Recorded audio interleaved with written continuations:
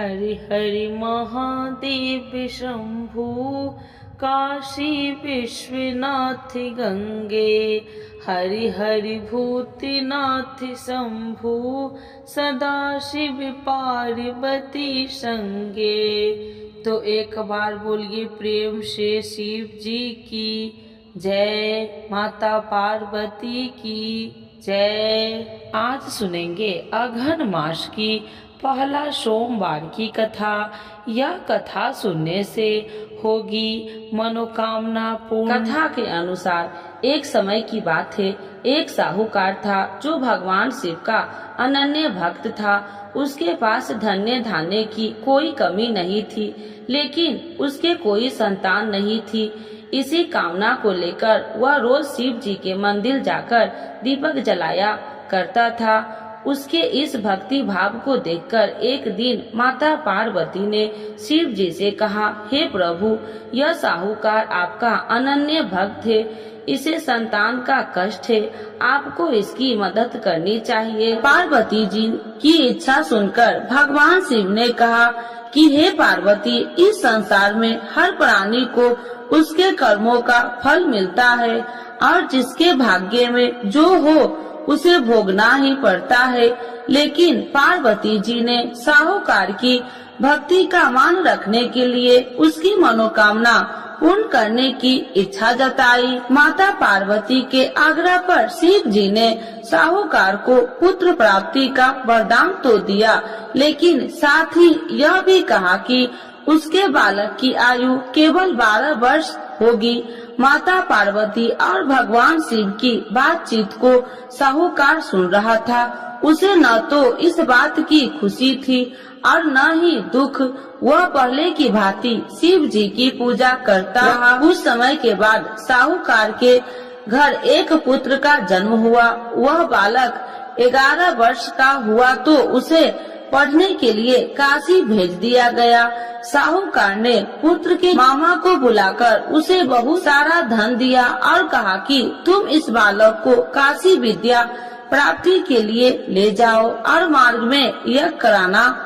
जहाँ भी यज्ञ कराओ वहाँ ब्राह्मणों को भोजन कराते और दक्षिणा देते हुए जाना। दोनों मामा भतीजा इसी तरह यज्ञ कराते और ब्राह्मणों को दान दक्षिणा देते काशी की ओर चल पड़े। रात में एक नगर पड़ा जहाँ नगर के राजा की कन्या का विवाह था, लेकिन उस राजकुमार से उसका विवाह होने वाला था। वह एक आँख से कन्हा था। राजकुमार के पिता ने अपने पुत्र के कन्हा होने की बात को छुपाने के लिए एक चाल सोची। साहूकार के पुत्र को देखकर उसके मन में एक विचार आया।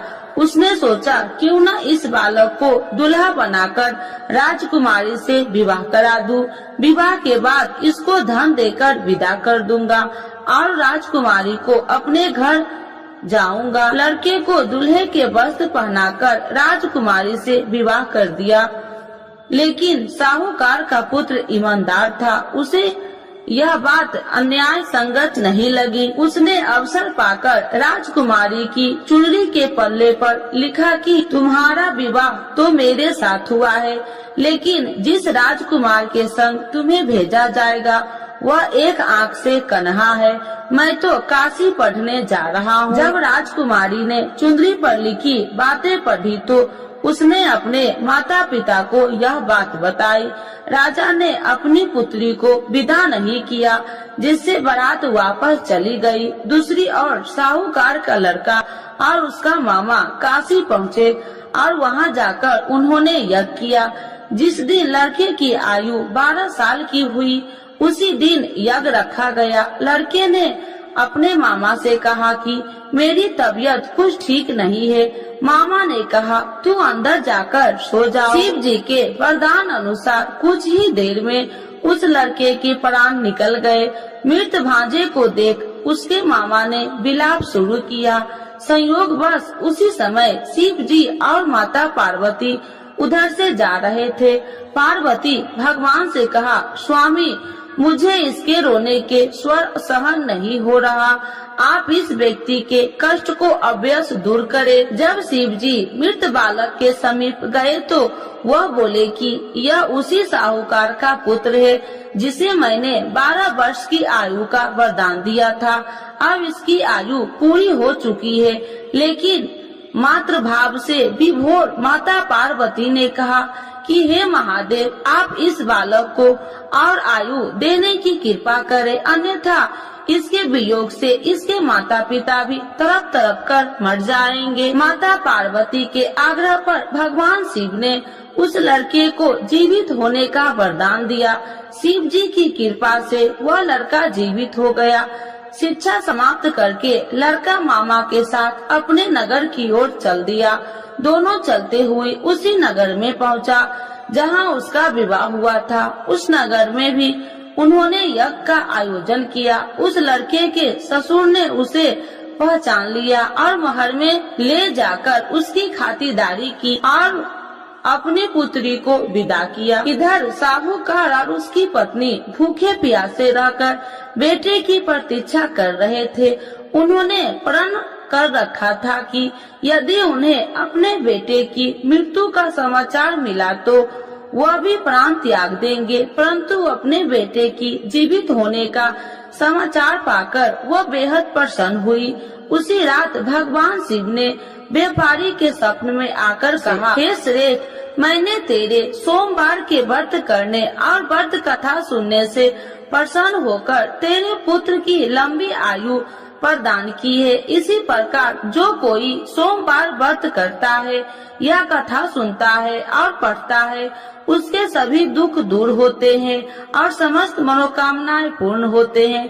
तो एक बार बोलिए प्रेम से शिव जी की जय, माता पार्वती की जय। आरती शिव जी की।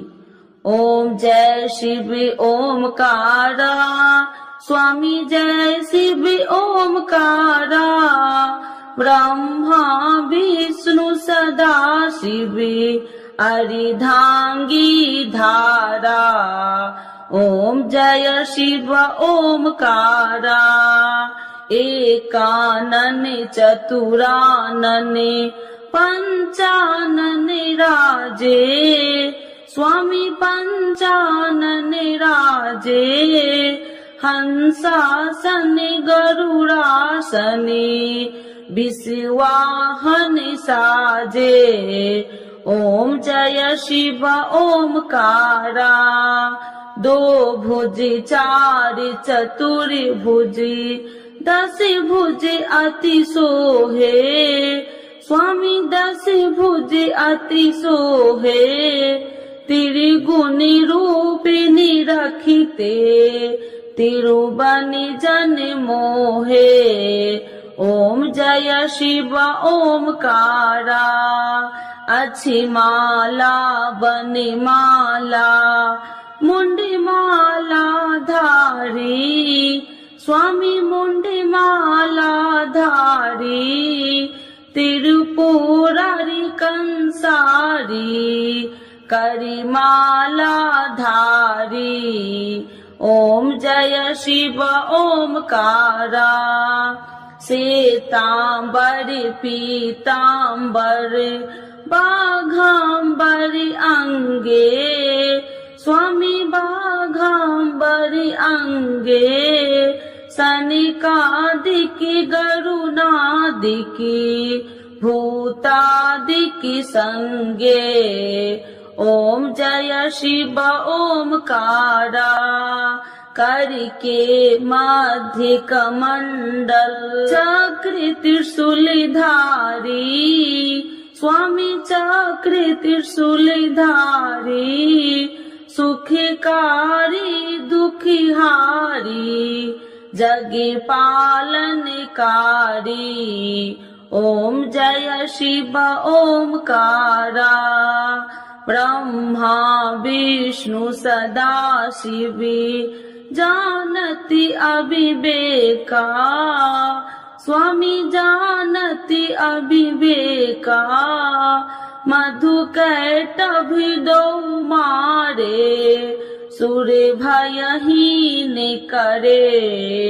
ओम जय शिव ओमकारा, लक्ष्मी व सावित्री पार्वती संगा, स्वामी पार्वती संगा। पार्वती अर्धंगी, शिव लहरी गंगा।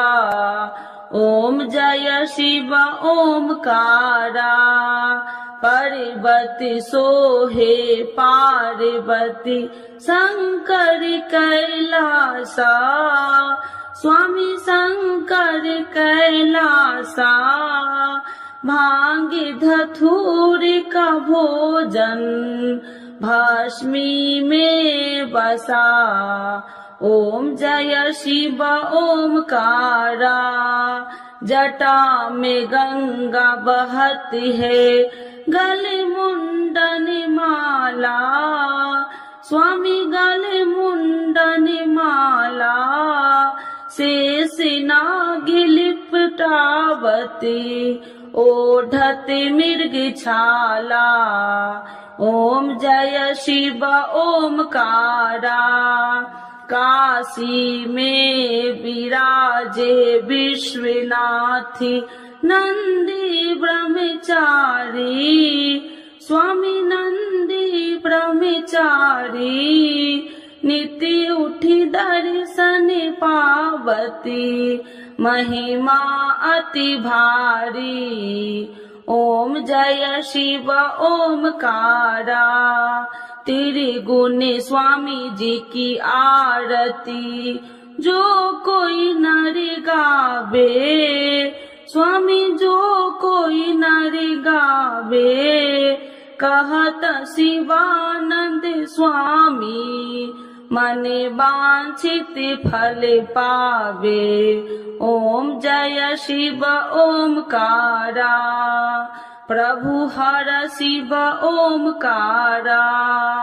शिव जी की जय, माता पार्वती की जय।